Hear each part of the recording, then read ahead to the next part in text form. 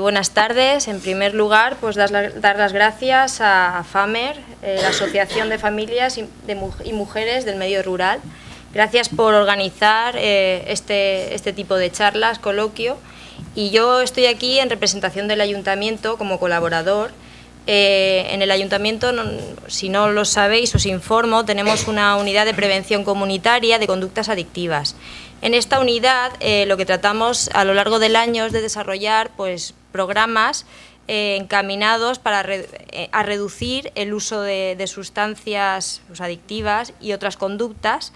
Y entonces lo que hacemos a lo largo del año es realizar pues, varias actividades a nivel escolar, con los escolares en el instituto también, talleres de formación de padres también hacemos, atención y asesoramiento a jóvenes especializada en la primera planta del ayuntamiento, además de campañas de sensibilización que también realizamos. Esta charla coloquio está dentro de estos programas también y se va a dividir en dos partes. Una parte es las diferentes drogas en el ámbito comunitario y la otra parte es técnicas de afrontamiento en adicciones. Yo tampoco quiero enrollarme, ya que tengo aquí a dos personas que son especialistas, son personas que trabajan diariamente con estas patologías y con pacientes que tienen esta problemática, y qué mejor que ellas dos que nos cuenten pues, tanto las drogas que hay en el ámbito comunitario como los diferentes tratamientos que tenemos. En primer lugar, va a ser Sonia Ñíguez, que es enfermera de la Unidad de Conductas Adictivas de Torrevieja, la que va a empezar pues, con esta charla. Daros las gracias nuevamente a todos por estar aquí. Dar las gracias también al equipo de Bienestar Social del Ayuntamiento de Guardamar y bueno, también dar las gracias al Ministerio de Sanidad, que es quien subvenciona esta jornada, que no se me escape. Bueno, muchas gracias y buenas tardes. Bien, vamos a empezar un poco con la definición de droga. Siempre, con el tema de las drogas siempre han habido muchas lagunas. La Real Academia hizo una primera definición como sustancia mineral, vegetal, que se emplea en la medicina, en la industria o en las bellas artes. Es una definición un poco que no queda muy claro. La amplió poco tiempo después, sustancia o preparado medicamentoso de efecto estimulante. ¿Se me oye? Sí se me oye, ¿no? Deprimente, narcótico o alucinógeno. Esta ya se iba asemejando un poco más. Nosotras las que más nos gusta, la que más empleamos, es la de la Organización Mundial de la Salud. Sustancias psicoactivas, conocidas más comúnmente como drogas, son sustancias que al ser tomadas pueden modificar la conciencia, el estado de ánimo o procesos del pensamiento de un individuo. Bueno, en principio esta es con la que más nos quedamos, aunque no acaba de estar muy completa. La clasificación de drogas. Aquí sí que me voy a detener un poco, porque siempre tenemos un poco de conflicto, no sabemos muy bien cómo clasificarlo. Todas las drogas se clasifican en tres tipos, no hay más. Puede ser que sea depresor, estimulante o alucinógeno. Puede ser que alguna droga sea depresora y alucinógena, o estimulante y alucinógena, pero siempre va a estar en estos tres tipos. En general, las depresoras, ¿qué significa? El entorpecimiento del funcionamiento cerebral, provocando acciones que van desde la desinhibición hasta el coma, en un proceso progresivo de adormecimiento cerebral. Normalmente, ¿cuáles se clasifican? Tenemos el alcohol, ansiolíticos, opiáceos, hipnóticos y solventes. Si en algún momento quieren hacer alguna interrupción, no hay ningún problema. Esto es un poco para que haya un feedback. Si no hay ningún problema, en cualquier momento levanten la mano y pueden intervenir. Hacer una mención que el alcohol a pequeñas dosis es estimulante, como se suele decir cuando coge el puntillo. A pequeñas dosis no es depresora, es estimulante. Cuando ya seguimos bebiendo, ya los efectos son depresores, como el coma etílico y demás, ¿vale? Como estimulantes tenemos las anfetaminas, la coca y a menor medida nicotina y cafeína. Con el tema de la gente que fuma, siempre ha pensado que la nicotina o cuando se fuma un cigarro relaja. Es totalmente erróneo, simplemente te quita el síndrome de abstinencia a la nicotina, al tabaco. ahí nos suelen preguntar bastante, no es que yo me fumo un cigarro y me relajo. No te relajas, simplemente apagar la sirena del síndrome de abstinencia a la nicotina, ¿vale? ¿Cuánto tiempo dura el síndrome de abstinencia a la nicotina? A ver, el síndrome de abstinencia, lo que es físico son 2 semanas, pero el psicológico, ese ya dura más tiempo. Entonces por eso es conveniente ir a la unidad y tratarlo. Sobre todo el tema del tabaco lo lleva la psicóloga. Hay lo llevamos entre todos, pero principalmente la psicóloga, y ella es la que valora si con terapia psicológica es suficiente, haciendo una reducción y las pautas que ella cree conveniente, o si además necesita un apoyo farmacológico. O sea que la nicotina... Lo que es el síndrome de abstinencia en 2 semanas está.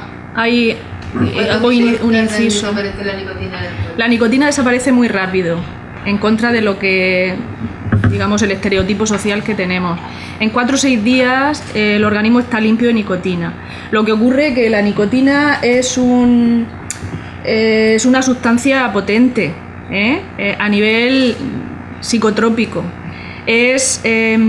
Altera mucho los neurotransmisores cerebrales y el sistema nervioso tiene que reacoplarse y reajustarse. Estamos hablando de cuando hay un programa de deshabituación o un cese del consumo, la persona lleva muchos años bajo el estímulo de esa sustancia. Al quitar la sustancia, aunque en el organismo se va pronto, queda un periodo de adaptación, que es un poco el que ella nombra. Porque como se han inhibido durante años los neurotransmisores, o sea, las sustancias químicas del cerebro naturales, hasta que vuelven a coger su acción natural, pasa un tiempo de descoloque, por llamarle de alguna manera. Ese es el proceso de adaptación que se confunde con el síndrome de abstinencia fisiológico, y no lo es neurológico puramente. Y luego el periodo de deshabituación es mucho más largo. La deshabituación es el proceso psicológico. Es una de las sustancias, si no la que más, podemos identificar un síndrome de deprivación, que se llama, que es a la retirada de una sustancia, cómo reaccionamos psicológicamente. Y eso es lo que tratamos en el programa de tabaquismo, aprender mecanismos de control del deseo de fumar, que esto no es físico. Mucha gente hace el comentario, es que me lo pide el cuerpo. Yo siempre le respondo, no es tu cuerpo te lo pide 4 días.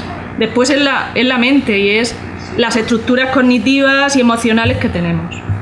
Es un poco complicado el tema del tabaco, aunque parece muy sencillo. Depende del paquete de cigarros, sí, que te fumes otras al día, variables. Son 2 años que lleves. Claro. Son varios factores. La motivación que tengas para dejarte de fumar, si es por salud, si... Es un programa, desde el punto de vista psicológico, muy complejo. De todas formas, damos charlas motivacionales para dejar de fumar. Si en algún momento alguno está interesado, como... Pues hay que apuntarse. Pues sí. Pues a la semana que viene, en la unidad de conductas adictivas, vamos a dar una charla. Es el miércoles que viene, ¿verdad? El miércoles que viene a las 6 de la tarde. De todas formas, tiene el teléfono, como tienen ahí el teléfono, cualquier duda que pueda ir surgiendo de cistas o tabaco, pueden llamar sin problemas, ¿vale? Bueno, como estaba comentando, vamos a remontarnos al tema. Se clasifican depresoras, estimulantes y alucinógenas. Las alucinógenas, pues como la mayoría sabemos, son los hongos, LSD, derivados del cannabis, etc. El problema que hay con las nuevas drogas o las drogas emergentes es que antes nosotros se clasificaba o es depresora, estimulante o alucinógena, como he dicho en un principio, pero ahora el tema es que hay una combinación de todas. Entonces, cuando llega un paciente a urgencias, el médico antes sabía, bueno, pues le pongo el antagonista del opiáceo, le pongo el antagonista del alcohol, y sabía cómo responder. Ahora, cuando le llega a urgencia, dice ¿qué se ha tomado? Porque no se sabe exactamente qué se ha tomado. Entonces, lo único que se puede actuar es frente a los síntomas. Si está deshidratado, si está convulsionando. Entonces, es muy, muy complicado ahora mismo en urgencias tratar con el tema de las nuevas drogas, o como ahora iremos viendo. Vale, tenemos que diferenciar lo que es una adicción a los patrones de consumo. Tenemos el uso experimental, cuando en un momento dado alguien prueba un porro, se mete una raya y punto, no le gusta y deja de consumir. Eso es el uso experimental. El uso regular o social, pues ocasionalmente, cada 2 semanas, al fin de semana, como uso recreativo, tiene algún consumo, ya sea de porro, alcohol, cocaína, el que sea. Uso nocivo, a partir de aquí es cuando ya empieza a complicarse. definido por la Organización Mundial de la Salud, el patrón de uso que causa daño ya sea mental o físico, y abuso o dependencia, las enfermedades que hay asociadas. ¿Cuándo se supone que hay un consumo problemático? Cuando hay un problema en alguna de estas esferas o en varias. A nivel de la salud física o psicológica se ve afectado en las relaciones sociales, ya sea la pareja, la familia. Físico, pues empieza a faltar al trabajo, empieza con depresión, alucinaciones, depende de la droga que consuma. En las relaciones sociales, pues con la pareja, me falta dinero, está más irritable, peleas con los hijos. Creo que más o menos van entendiendo la situación, ¿no? Las relaciones, pues eso, el trabajo, y ya cuando hay detenciones, ya es cuando van a la UCA porque le hacen falta informes. Porque informes son lo que más tenemos. Bueno, dependencia. Se define como el estado psíquico y en ocasiones también físico resultado de la interacción entre un organismo vivo y una droga, que se caracteriza por modificaciones del comportamiento y por otras reacciones. A ver, en este estado siempre aparece un impulso a consumir una sustancia continua y periódicamente, con el objetivo de volver a experimentar pues esa situación placentera. Sus efectos psíquicos efectos psíquicos en otras ocasiones, para evitar el malestar que provoca el síndrome de abstinencia. Síndrome de abstinencia, ya sea opiáceos, cocaína, tranquimacines, la benzodiazepina, etc. ¿Cuándo se puede decir que un paciente tiene una dependencia? Cuando cumple alguno de estos criterios o todos. Tolerancia, cada vez necesita aumentar la dosis para tener esos efectos placenteros. Cuando tiene un deseo intenso de consumir esa sustancia, desde que se levanta hasta que se acuesta, solo piensa en qué consumir, cómo consigo dinero para ir a consumir, etc. Cuando no consume, tiene un síndrome de abstinencia. Cuando intenta dejarse de consumir, pero por él mismo ya no puede. Cuando se planteó en un principio voy a estar una temporada pero me lo voy a dejar y no puede dejarlo y sigue manteniendo el consumo.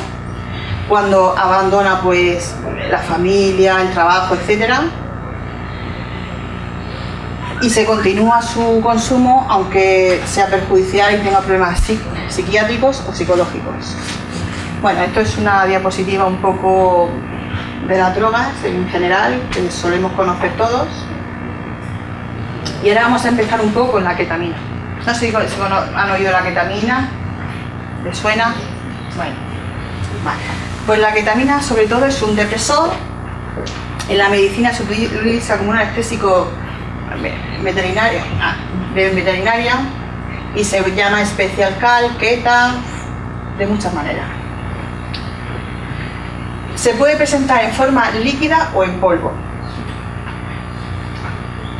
Esto es lo mismo que hemos comentado, tiene un efecto disociativo, cuando lo consumen, según la dosis que se consuma, si es un consumo pequeño, da una sensación de embriaguez o borrachera, y cuando la dosis es más alta, es como alucinógeno, se creen que están hablando, sobre todo hablando con Dios, o ha tenido algo extrasensorial. Esto también se da en muchos casos, no sé si han tenido algún familiar que ha estado en coma, le han puesto muchos productos, muchos medicamentos y ha dicho que se ha visto como fuera del cuerpo, no sé si lo han oído alguna vez, fuera del cuerpo, me he visto fuera del cuerpo, que he visto la luz y todo ese tipo de cosas, pues son por estos efectos, ¿vale? Por el efecto de las drogas, ¿vale?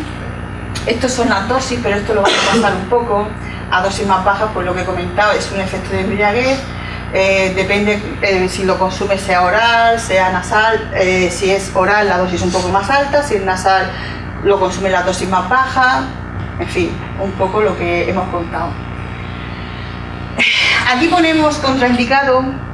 Contraindicado está siempre. Lo que pasa que como nosotros damos las charlas para adolescentes también y sabemos que van a consumir en algún momento dado, si no él, algún compañero, o hay que ser realistas, se consumen sustancias, entonces que tengan especial cuidado si tienen algún tipo de estos problemas cardíacos, de hipertensión, sobre todo a nivel vascular, ¿vale? me estoy enrollando mucho, no sé.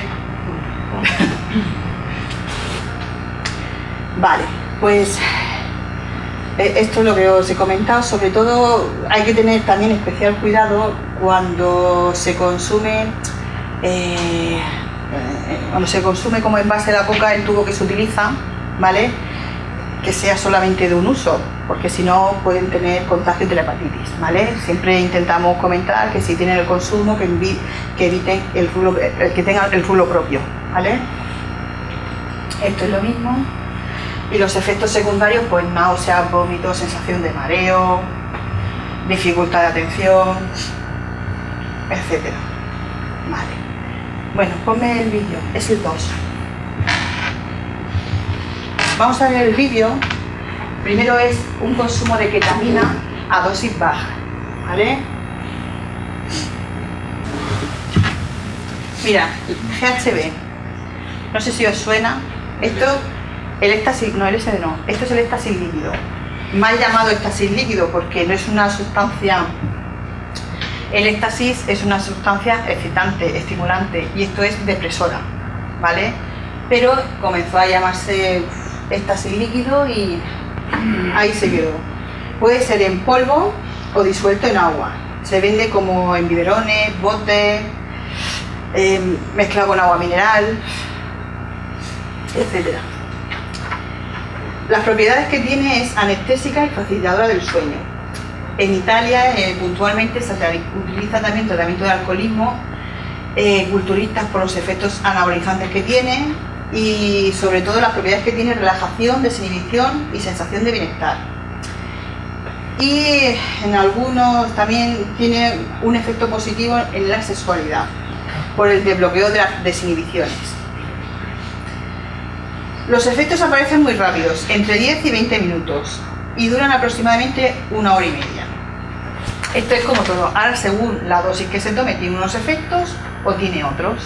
Y ahora se nos ha dado bastantes casos, no, pero más de los que desearíamos, porque se utiliza mucho en las violaciones.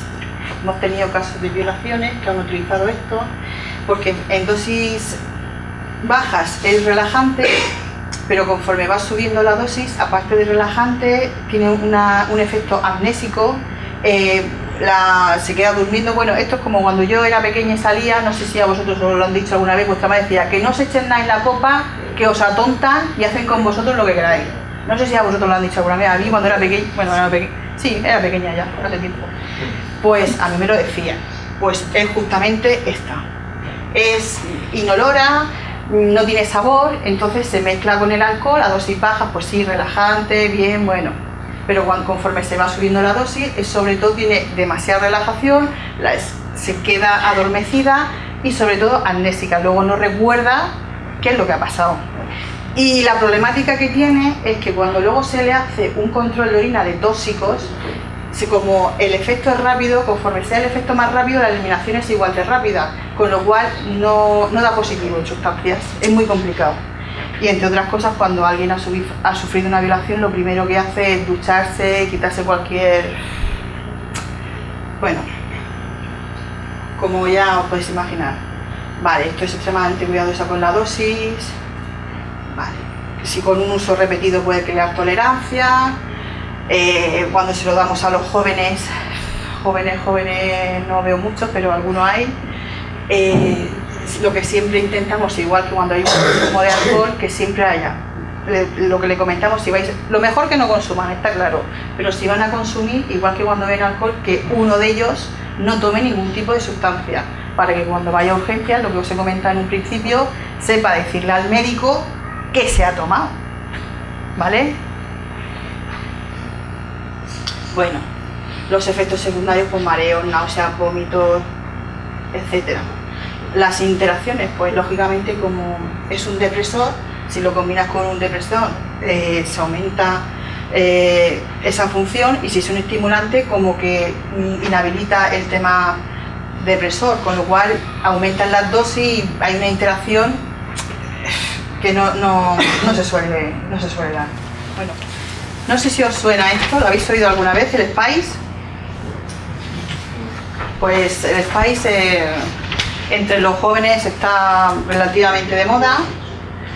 Es un incienso, se vende como incienso, es legal, bueno, supuestamente es legal porque lo compras como un incienso, pero realmente es un derivado cannabis, parecido al cannabis, cannabinoide sintético. El problema de Internet tiene muchas cosas, vamos, ha sido un avance el tema de Internet, pero también ha tenido sus efectos negativos. Tenemos que controlar mucho a nuestros hijos en las páginas que se meten, porque esto lo pueden comprar legalmente por Internet. Al venderse como si fueran inciensos, pues no pasan los controles que deben de pasar, pero quien lo compra sabe perfectamente para qué lo compra y cuál va a ser su uso. ¿No suena a ninguno? ¿Esta? ¿No lo habéis oído? Esto se fuma, son unas hierbas, pues igual que se hacen un porro, pues con las hierbas se hacen un porro y se lo fuman. Como el cannabis. Lo que pasa es que los efectos no son igual de deseados, tienen pues... Bueno, esto de aquí es, conforme se ha ido estudiando y han visto que efectivamente es un derivado del cannabis, se van retirando del mercado, por decirlo por internet, esas sustancias, pero conforme tú retiras 2, vas poniendo 5 o 6 nuevas, cambiando algún tipo de la composición.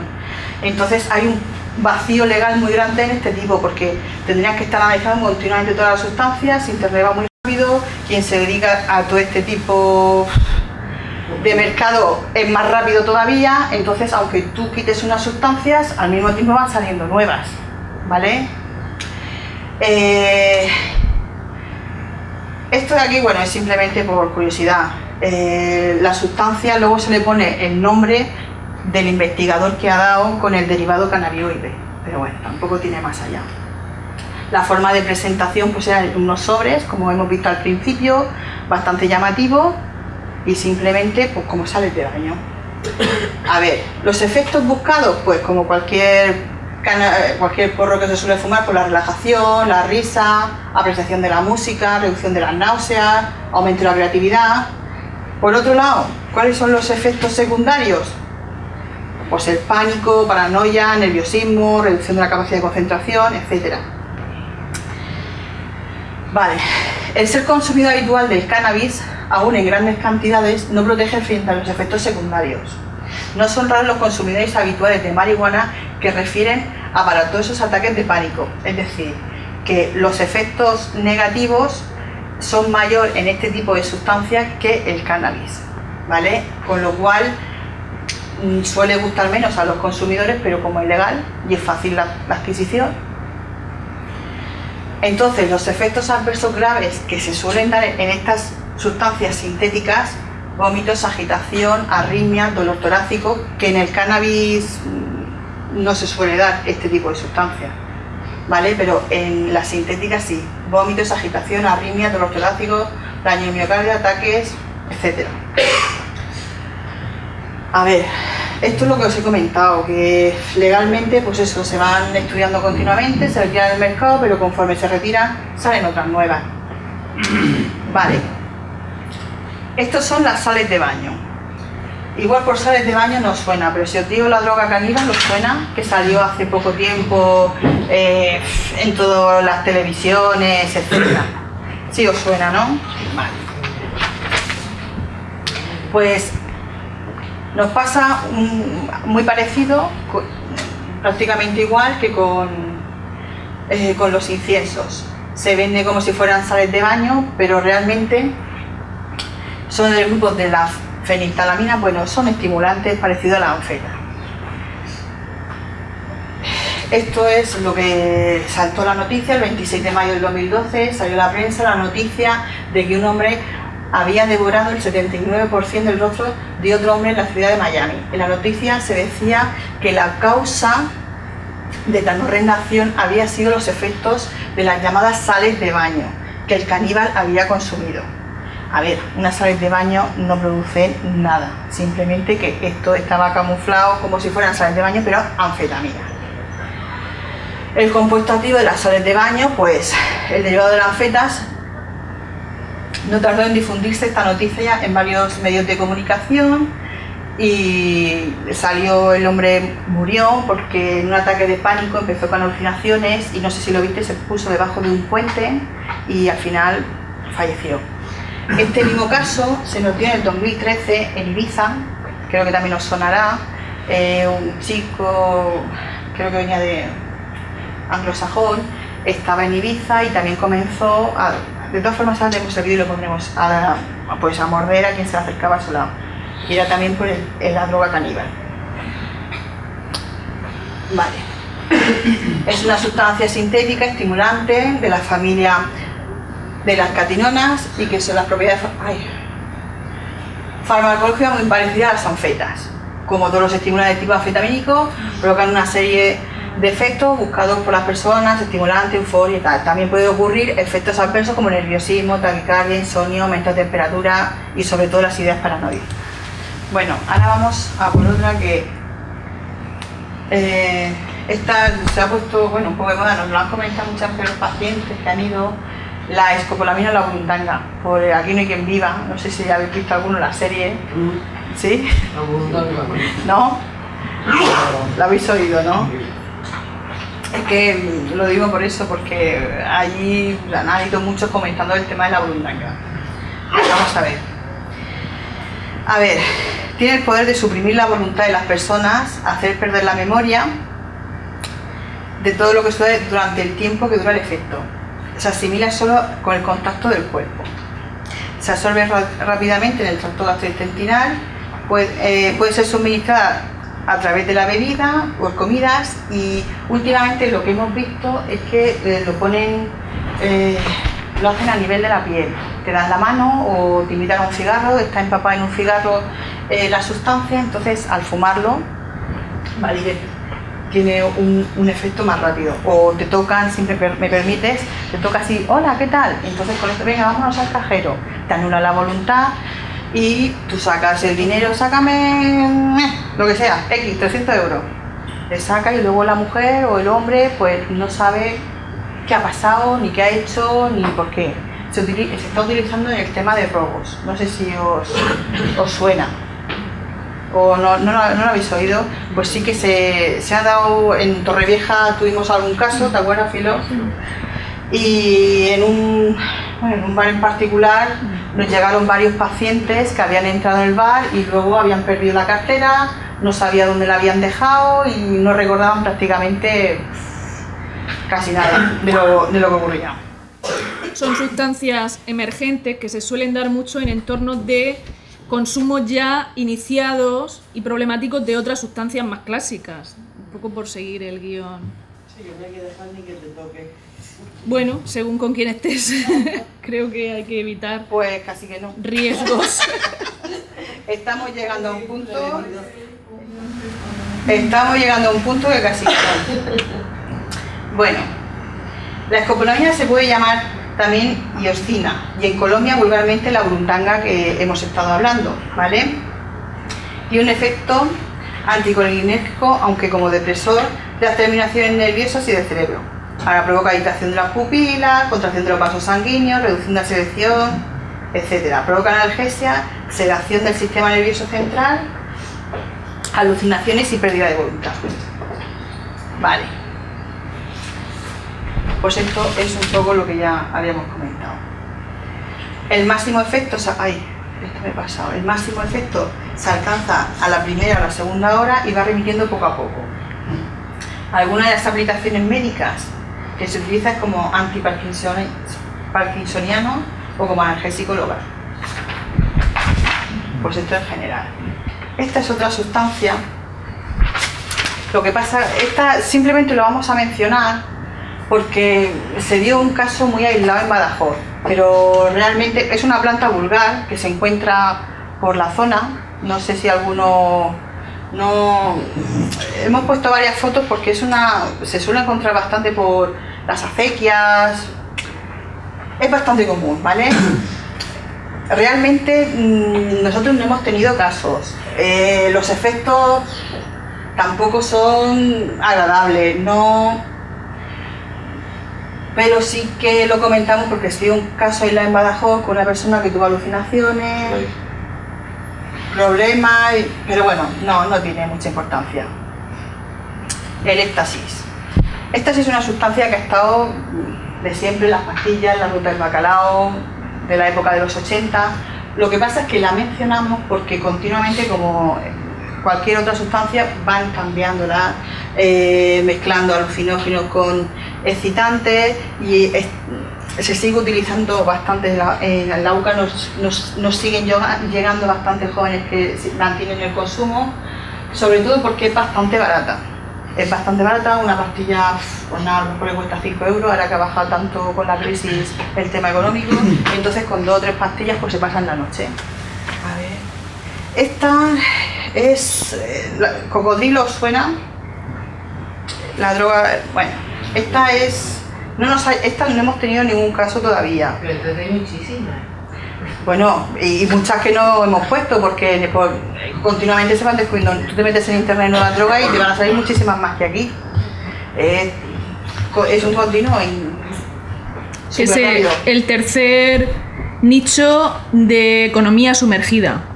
Estamos hablando que el que quiere enriquecerse tiene ahí un foco de experimentación continua. No lo va a que mi hija es mayor. Bueno, los demás no tenemos. Bueno, luego hablaremos de prevención, que esto alarma un poquito, pero es simplemente para conocimiento de que hay una realidad detrás y por mucho que cerremos los ojos, pues la realidad sigue su curso. De todas formas, esto es simplemente como mención por si os suena o lo habéis oído. Se dice que es la droga cocodrilo. Aquí no ha llegado, pero es un derivado del opiáceo. Es muy fácil conseguir porque los frascos con codeína llevan opiáceos, igual que pastillas, los machacan y se vende como una dosis mucho más barata y más potenciada de la heroína. El problema es los problemas vasculares que surgen. Se llama la droga cocodrilo porque empieza con isquemias, la piel empieza a ponerse como verde y empiezan a tener cangrenas sobre todo empiezan con los miembros distales y va subiendo. El vídeo, si quieren lo pongo, pero no es muy bonito de ver, con lo cual yo creo que lo vamos a dejar, no, ¿verdad? Con la pierna de esta mujer creo que ha sido suficiente, ¿no? Lo dejamos así. Algunas veces son un poco más morbosillos y nos dicen que quieren ver el vídeo, pero no es muy agradable de ver. Pero se entiende que esos efectos son de un consumo a medio largo plazo. Es que, hombre, es a largo plazo, pero los pacientes que están enganchados a la heroína, esto en cuestión de 5 o 6 meses, porque es mucho más agresivo que el consumo de heroína, ¿vale? Son derivados, entonces tienen más problemas isquémicos, más vasculares. En un periodo de 5 o 6 meses empieza con flebitis y gangrena. Bueno, de momento vamos a dejar el tema de las nuevas drogas y ya mi compañera va a empezar con la prevención. Bueno, antes de nada presentarme, aunque ya se ha hecho una pequeña presentación. Soy psicóloga, psicoterapeuta, trabajo en adicciones desde hace 26 años y llevo 16 en la UCA de Torrevieja. Formo parte del equipo de tratamiento, del equipo técnico. Somos un grupo de profesionales sanitarios y nos dedicamos básicamente al tratamiento de todo tipo de adicciones, tanto las tóxicas, o sea, las que están provocadas por sustancias psicotrópicas, como otras adicciones comportamentales o sin sustancia. Se llaman también sin sustancia porque las provocan comportamientos, pero tienen una base neurológica y conductual muy parecida a la que podemos, digamos, observar con el uso de drogas. Me estoy refiriendo a lo que es el juego patológico, compras compulsivas, adicciones a nuevas tecnologías como Internet o otras redes sociales. Bueno, la prevención, que es el tema del que voy a hablar, no forma parte estrictamente de nuestro trabajo diario, pero sí que está contemplada dentro de nuestras competencias en el sentido de que entendemos que la prevención se ha de desarrollar preferentemente en ámbitos comunitarios, familiares, escolares o sociales, ¿vale? Entonces nosotros siempre que podemos y siempre que hay una petición de alguna organización o institución social o escolar, hacemos campañas o colaboramos en la prevención.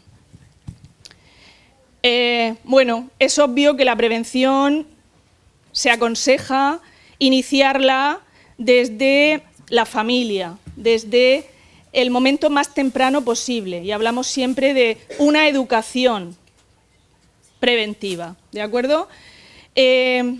Como veréis ahí, vamos a ir siguiendo en paralelo un proceso temprano de educación y protección frente al uso de sustancias, para evitar, lógicamente, que se inicien comportamientos de riesgo o uso de riesgo de sustancias. Y esto, me lo mantienes, es que quería explicar una cosa. Y esto se da sobre todo en adolescentes. Estamos hablando de jóvenes en una edad temprana que pueden tener experimentación de sustancias. Obviamente no estamos hablando de procesos degenerativos, de procesos al final de estas consecuencias dramáticas, sino de iniciación, ¿vale? Y es ahí donde es más conveniente y aconsejable actuar. Hay dos factores muy importantes.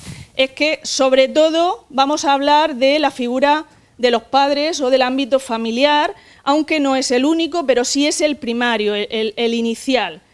Y, sobre todo, se trata de buscar aquellas estrategias, actitudes o herramientas básicas del comportamiento cotidiano que pueden proteger. La protección siempre se entiende como factores de protección. Más que de evitación o de castigo, estamos hablando de proteger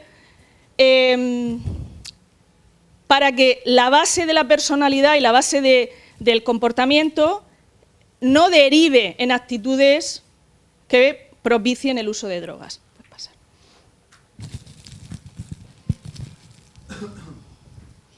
Bueno, conocemos todos lo que es el periodo de la adolescencia, más o menos ahí pues lo define. Es una transición entre la infancia y la edad adulta y es un proceso de iniciación a todos los comportamientos y modelos de los adultos, ¿vale? Es un proceso de experimentación, sobre todo. La experimentación, como veréis, es un concepto clave al hablar de drogodependencias, porque ellos buscan experiencias nuevas y vivencias nuevas, sobre todo que les module o les modele con el mundo de los adultos.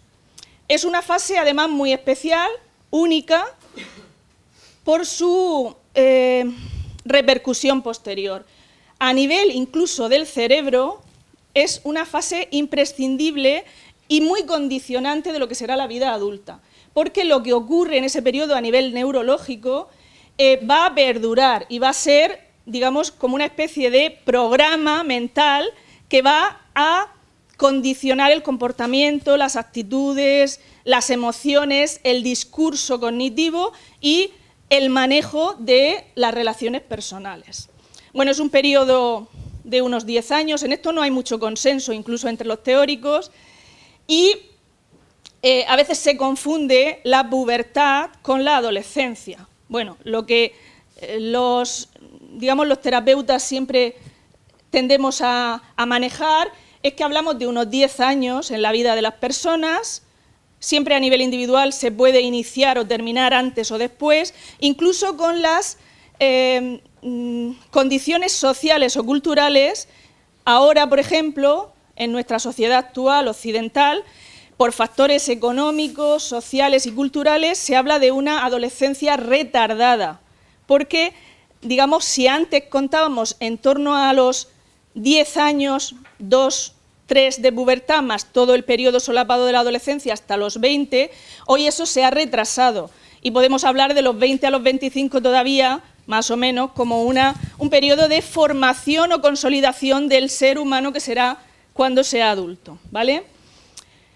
Bueno, como os digo, es un papel muy importante, muy clave en lo que será el desarrollo y las vivencias posteriores.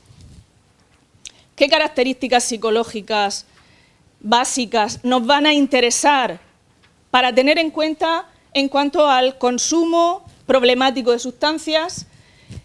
Bueno, el tema de los amigos es un tema clave que siempre cuando hemos entrevistado a los padres de chicos que ya vienen con algún tipo de uso problemático, una de las cosas que se suele alegar mucho es que se juntó con malas compañías. Bueno, esto no es por casualidad, no es porque las compañías siempre traigan esto, es que hay un interés que define ese periodo psicológico de la adolescencia por pasar más tiempo con los amigos. Los amigos pasan a ser digamos, el grupo de iguales, donde yo me siento más cómodo y pasamos de la protección familiar y de ese nivel de confianza o de comportamiento habitual a un nivel superior donde el otro es más importante que los referentes que yo he tenido hasta ese momento. Sobre todo si es de mi edad, tiene mis mismos intereses o comparto aficiones o tiempo con ellos. Uy, no decidme que me quedo sin batería.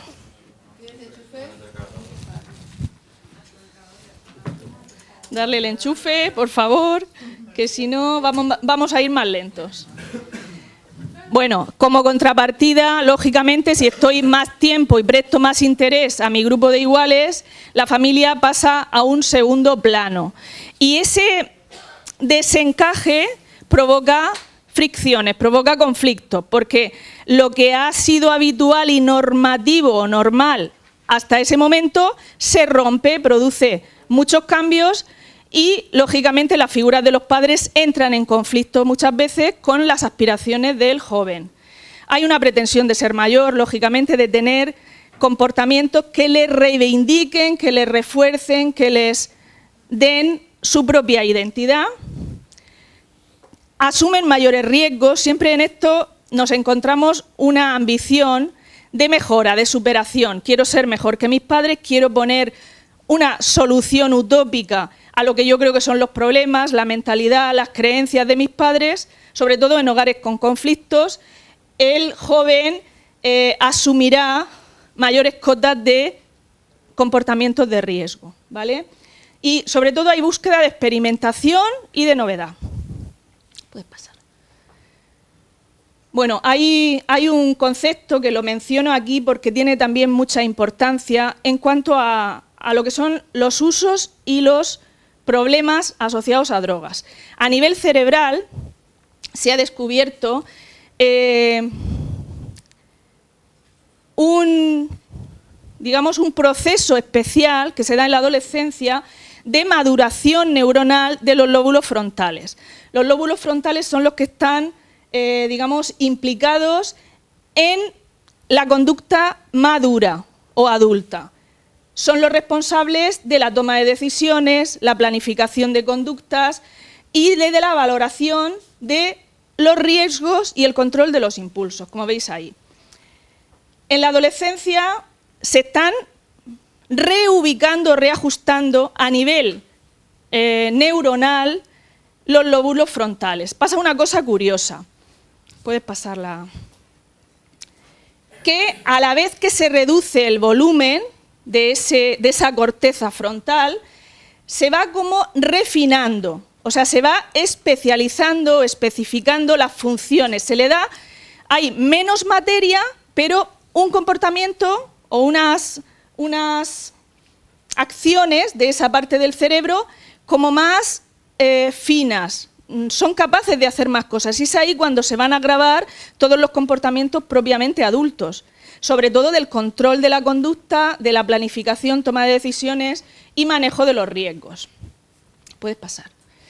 Por eso es imprescindible que se produzca ese proceso de maduración y refinamiento en buenas condiciones. Si es aquí donde se tiene que instaurar el mapa de nuestra conducta adulta, si ahí le metemos tóxicos, eso va a interferir y va a provocar un retardo que en otro momento no es, la edad lógica o madurativa normal. Se tendrá que hacer a posteriori y es mucho más complicado.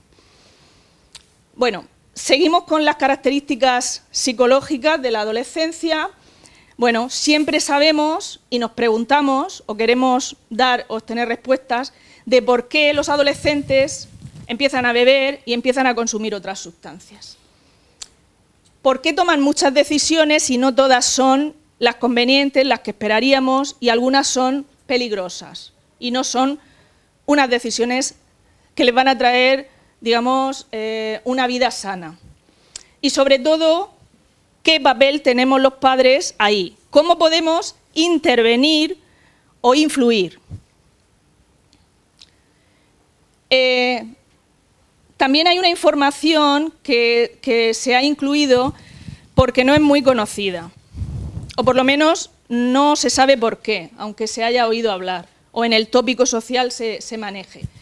Hablamos del alcohol porque el alcohol suele ser la sustancia de iniciación preferente. La mayoría de los jóvenes menores de edad, cuando no es además ni legal el consumo de alcohol, se inician en el uso recreativo del alcohol. Esto de entrada es nefasto, primero a nivel neurológico y también a nivel psicológico, porque están empezando a adquirir un hábito de divertirse, relacionarse y manejarse a nivel emocional con una droga psicotrópica muy potente, que es el alcohol, ¿vale? Entonces, por eso se ha incluido ahí.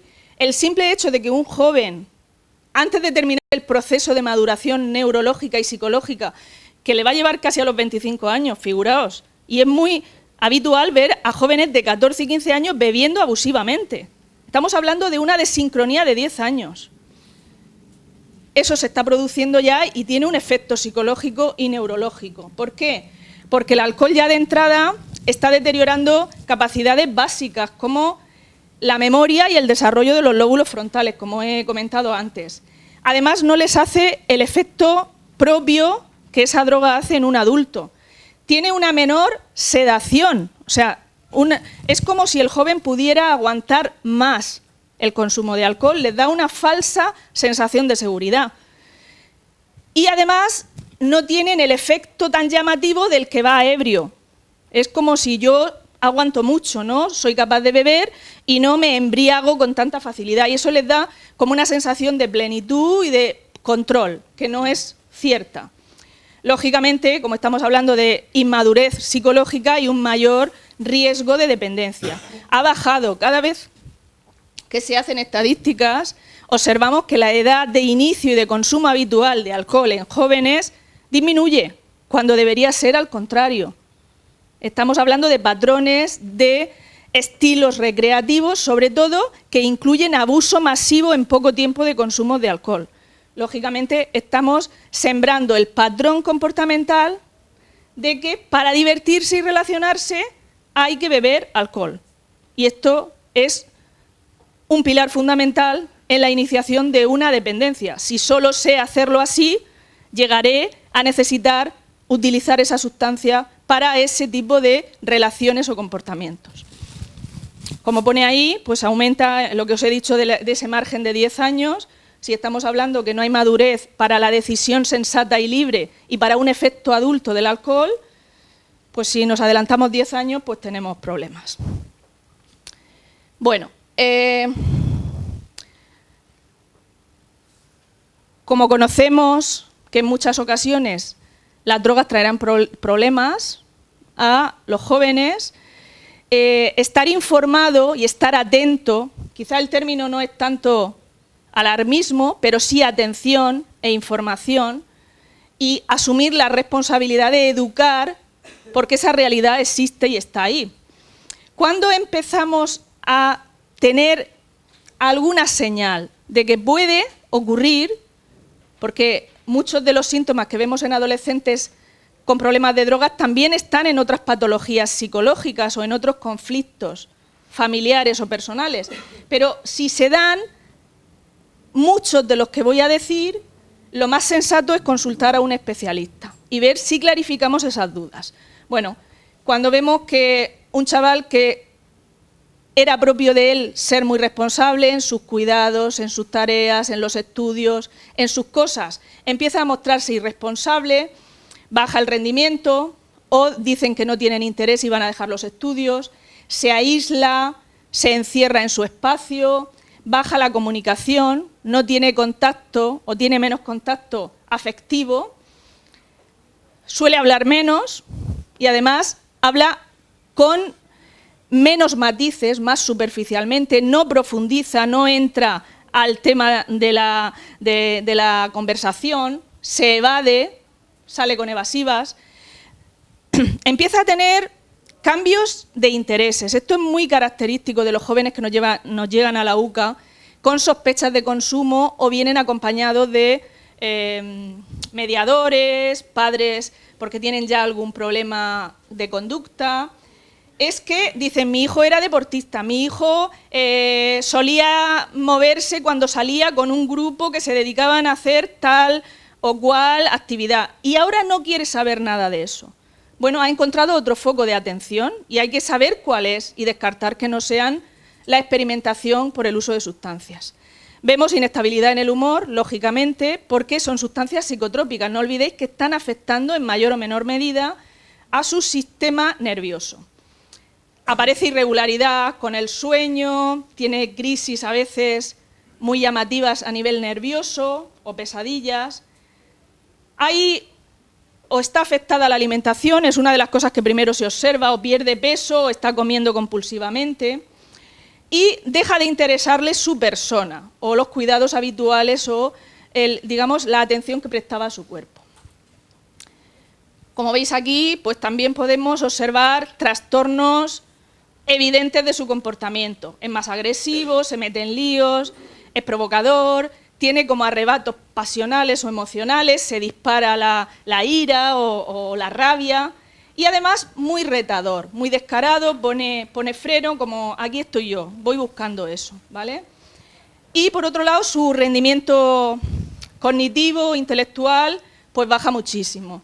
Tiene una mala concentración, tiene como fantasías, todo el día anda en una nube, está mal coordinado, torpe, las habilidades que le eran propias pues deja de tener facilidad para hacerlas y bueno, en fases pues más graves pues nos encontramos ya la apariencia de estar colocado, ¿vale? Como pone ahí.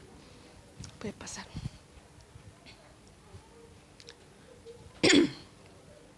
Bueno, entrando ya en fases donde hay más problemática, ya que estamos hablando de trastornos psicológicos de personas que necesitan tratamiento, si se ha detectado que es debido a drogas, vemos sobre todo que el tono del estado de ánimo se altera, o bien por una ansiedad frecuente o persistente, o porque el ánimo suele caer en picado, con estados depresivos. Suele estar pues todo lo que caracteriza el síndrome ansioso depresivo. Muy inhibido, apocado, aislado, deprimido, triste. Normalmente se está como en una montaña rusa emocional, que le llamamos nosotros, porque pasa del llanto a la risa con mucha facilidad. Y empieza a sentirse, porque claro, las primeras experimentaciones es buscando sensaciones, buscando pues nuevas maneras de control de la realidad. Pero cuando una persona ya se mete en el bucle, o ha entrado, no es que se meta voluntariamente, ha entrado en el bucle del abuso, tolerancia o dependencia, esa persona empieza a tener, digamos, un estado psicológico alterado. Ya no se siente bien, no está a gusto, no se identifica con la persona que es, ni con su comportamiento, está, digamos, en desacuerdo, tiene un comportamiento incongruente para él mismo, ya no quiere seguir haciéndolo. Y en casos graves, pues hay un comportamiento que llamamos esquizoide, digamos, de persona ida, de persona huida, de persona aislada de la realidad y que está funcionando por libre. Bueno, aquí vamos a ver también, aunque sea muy de pasada, los distintos niveles en que las familias, padres, madres, educadores, pueden intervenir.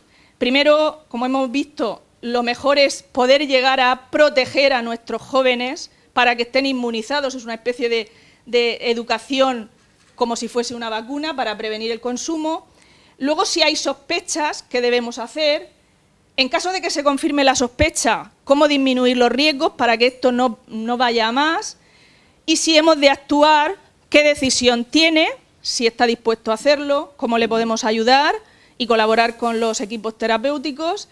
Y si ya no consume, si hemos superado la fase activa de la adicción. Bueno, desde el punto de vista de la prevención, lo que suele proteger como factores de protección, no ya de riesgo, sino de protección, pues es seguir, digamos, unas pautas básicas que todos podemos saberlas, que luego cuesta mucho más aplicarlas y que no todas se van a dar al 100% en todos los momentos de la vida familiar. Comunicación fluida. Esto es muy curioso porque la comunicación con los jóvenes nos damos cuenta de la importancia que tiene cuando desaparece, cuando ya tienes un problema y como verbalizan los padres, el problema es mi hijo no me cuenta nada, mi hijo no habla, mi hijo no sabemos nada de él. Pero la comunicación no empieza en ese momento. La comunicación ha de empezar con la vida familiar.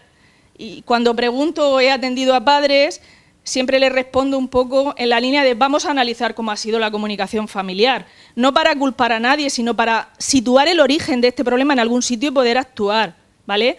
Y siempre les pregunto, ¿y tú? ¿Tú le has contado tus problemas, tus situaciones dificultosas, tus trabas, tus dudas? ¿Se las planteas a tu hijo? ¿Tu hijo ha sido consciente a lo largo de la vida con vosotros de por dónde ha ido la vida familiar?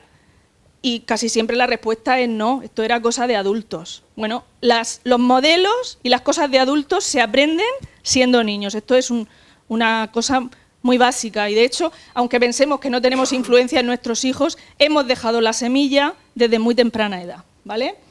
Bueno, escuchar en la prevención, la comunicación, lógicamente, comunicación no es solo unidireccional, es hablar el uno y que luego hable el otro y nos turnamos, no, sobre todo es la escucha activa, escuchar con atención, favorecer que una vez que sepamos de qué va, ellos puedan decidir en la medida de su capacidad. Las normas y la coherencia de esas normas, no basta con poner muchas reglas o muchas normas, sino que sean coherentes, asumibles y que los modelos a seguir las estén cumpliendo. Como veis ahí, los padres como modelo es un referente fundamental, no porque sean perfectos, sino porque den la imagen de cohesión, coherencia y transparencia. Yo puedo tener problemas como padre en un momento dado, pero si mis hijos saben el motivo y ven la evolución de esa toma de decisiones y hay una buena congruencia y una buena comunicación, mis hijos no me van a querer como una persona perfecta, me van a querer como una persona cercana, humana, y esto es lo más importante. Y una educación adecuada sobre drogas, hablar de las drogas con naturalidad, con una información adaptada a la edad, y evitando el recurso al miedo y el dramatismo. Bueno, ahí dentro del decálogo pues aparecen una serie de actitudes o conductas que debemos evitar y otras que sí debemos reforzar, ¿vale? Como una manera de protección, como os estoy diciendo. Bueno, comunicación y cercanía, se puede resumir así. Estar a su altura. Siempre tendemos a pensar que ellos no tienen problemas, que yo quisiera tener las preocupaciones que tienen ellos, porque lo vemos desde nuestro prisma, desde nuestro punto de vista, que recordamos idílicamente cuando éramos adolescentes casi no había nada grave. Pues lo que pasa en la adolescencia es quizás lo más grave de toda la vida, porque es que tienes que aprender a ser adulto en un mundo hostil. Entonces, prestar mucha atención y estar muy disponible. E informar en la medida que puedan comprender de conceptos no dogmáticos, sino cercanos, digamos, abordándolos con naturalidad. Bueno, hay muchas veces que hacemos todo lo de allí, ¿eh? Castigar, pensar que no pasa nada, hablar como si yo fuera el maestro y tú el aprendiz, coaccionar sin razonamiento ninguno, sin congruencia, sin coherencia, limitando su libertad, que esto es lo peor que le puedes hacer. En el momento que ellos se sientan limitados y coartados de una manera incongruente, porque ellos buscan ser, digamos, protegidos, siguen buscando nuestra protección, pero que entiendan por qué, que les sea coherente, si no, despegan. Mantener, pues, posturas tolerantes cuando tienen malos comportamientos. O sea, defenderlos siempre. Esto es algo que solemos hacer mucho los padres. Dedicarles poca atención o poco tiempo, asumiendo que no pasa nada o que no es grave lo que les va a pasar en esa edad. Y, bueno, evitar que conozcan cosas para que no corran peligros. Esto es muy habitual. si no oye hablar de eso, no se le ocurrirá en la vida. No, si no te preocupes. Si... Yo recuerdo cuando yo empecé a trabajar hace casi 30 años, yo me dedicaba a la prevención escolar y familiar, y íbamos a los colegios y pasábamos test, y mi compañera, la trabajadora social, y yo aprendíamos de los chavales de 7º y 8º. Sí, hacíamos esto de las nuevas drogas o drogas emergentes en aquella época, nos lo transmitían los chavales porque no había internet, ¿vale? Entonces, saben, lo que no tienen es una buena información. Les va a llegar por medios muy distorsionados, peligrosos y, digamos, exponiéndoles a un riesgo innecesario. Bueno, ahí pone algo como las contradicciones y, digamos, la conflictividad familiar o doméstica. En todas las familias, en algún momento dado, pues hay situaciones de tensión o incluso conflicto grave. Esto es un lugar facilitador del consumo de drogas, porque para no estar ahí, la mayoría de los jóvenes que he tratado se han salido huyendo de algo. No sabían dónde iban. Se podían haber encontrado con, no sé, alguien que les instruyera en la ley de la gravedad, pero eso es más difícil de encontrar en su grupo de iguales y no está tan identificado con la fase de la experimentación y búsqueda de sensaciones como en la adolescencia. Puedes pasar. Bueno, seguimos con ese decálogo. No, esto ya lo hemos visto. Bueno, si pasamos a la siguiente fase, que ya tenemos sospechas, algo está pasando raro y necesitamos descartar que sea un problema o que sea otro, porque a veces matamos moscas a cañonazos. Los vemos raros y dice, está consumiendo drogas, y además lo aseguramos, le hacemos analíticas, lo damos por hecho, les aplicamos ya el castigo y no sabemos nada todavía. Lo primero es asegurar la duda. La duda no puede propiciar una actuación de un padre o de una figura de autoridad. Esto es como si la policía aplicara el encarcelamiento sin haber pasado por un acto de juicio, una investigación judicial, ¿vale? Entonces, primero hay que descartar si sí o si no. Para esto es muy recomendable, y ahí es donde ya empieza un poco la labor de los equipos especializados, lo más conveniente es actuar con el objetivo de clarificar la situación. ¿Qué ayuda a clarificar? Pues, primero, a nivel familiar, dialogar, buscar qué grado de afectación puede haber, qué está pasando, en qué grado está el posible problema, creer lo que ves, o sea, no le des crédito más que a lo que tú estás viendo, y cuando necesites clarificar qué significa, ve a una unidad especializada, lógicamente abordarlo en pareja.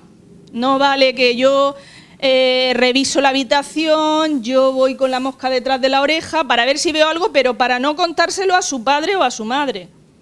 Esto se suele hacer muchísimo, claro. Las actitudes de proteccionismo, encubrimiento o alianzas.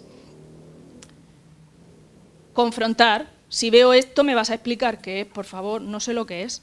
No, ¡ya estás consumiendo drogas! No, vamos a ver, he visto algo sospechoso de entrada, ¿vale? Y actuar como en cualquier otra conducta, como digo, sin dramatismo, en la que nos preocupe el posible riesgo. Una supervisión sin presión. Si yo veo que mi hijo tiene fiebre, pues no voy a aplicarle aquí, en fin, el 3er grado. Vamos a ir tomándole la temperatura, ver cuál es el foco y cuál es el tratamiento. Como veis también ahí en el lado del no, pues casi siempre el primer momento es aquel.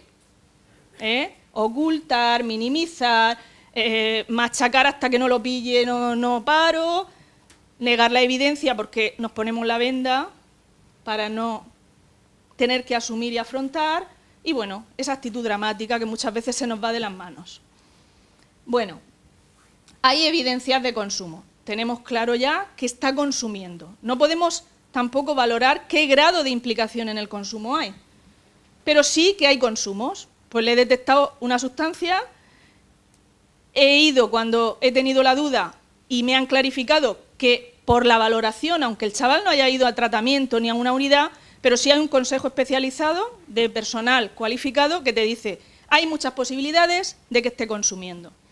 Bueno, pues hay que hablar con él, hay que dar por hecho de que hay consumo, no vale que nos lo niegue hasta vamos, ser ejecutado, y mantener el control emocional, ver cómo podemos salir de esa situación y darle la importancia justa. Puedes pasar.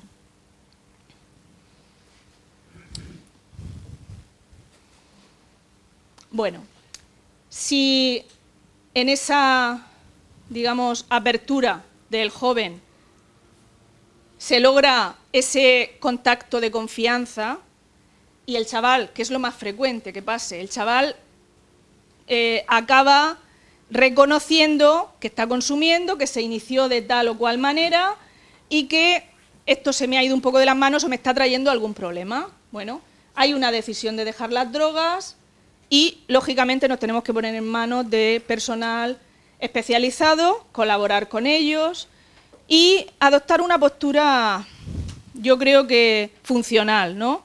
Comprender que eso es así, aceptar que no está totalmente en nuestras manos, sino que podemos ayudar, pero depende del interesado siempre, y no desalentarse porque el proceso, como todo proceso que implica alteraciones psicológicas y conductuales, es difícil y no va siempre en línea recta, a veces tiene bucles. Vamos para adelante y después quizá hay un tropiezo o vamos para atrás. Puedes pasar.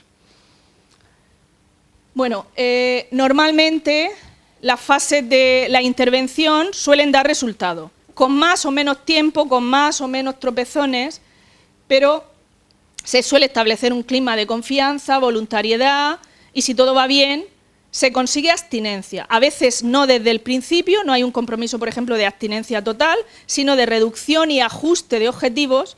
Con menores, llevamos muchos seguimientos en la UCA, suelen venir muchas veces por la fuerza o presionados porque la policía me ha detectado en el parque, porque han avisado a mis padres, porque el colegio ha intervenido, me he visto pillado, pero claro, ya que estoy aquí, pues, en fin, hay que hacerlo, pero como que esa actitud de rebeldía o de posicionamiento, reafirmación, les impide a veces desde el inicio un compromiso total de abstinencia. Esto es frecuente verlo. Al menos en la mitad de los casos no aceptan el abandono total, ¿vale? Pero ahí tenemos que jugar con los objetivos de cambio. O sea, aquí qué cosas se te han desordenado, vamos a coger las más importantes para ti y vamos a negociar algunos compromisos de cambio. Mejoras en el rendimiento académico, cumplimiento de responsabilidades en casa, aceptación de límites, mejora de la conflictividad, bueno, una serie de objetivos terapéuticos, y en eso suelen colaborar bastante, porque es que les interesa, les conviene. Y al mismo tiempo que reforzamos ese cambio, por vía paralela tienen que dejar de consumir, aunque no se lo hayan propuesto, porque es incompatible mantener ese estilo de vida con el consumo. Y ellos mismos van entrando un poco en esa dinámica si no hay obstáculos. Bueno, ya para acabar, sí, terminamos un segundito porque esto está acabado. Es incidir sobre que la educación, el primer compromiso es con los padres, aunque luego hay otros operadores sociales, pero digamos que el modelo más importante y la actuación preferente y temprana es en la familia. Y bueno, a nivel lúdico, pues veis ahí que los jóvenes iniciándose en las drogas es la pesadilla de los padres, porque en ese momento vemos que se nos ha podido descontrolar el tema. Y bueno.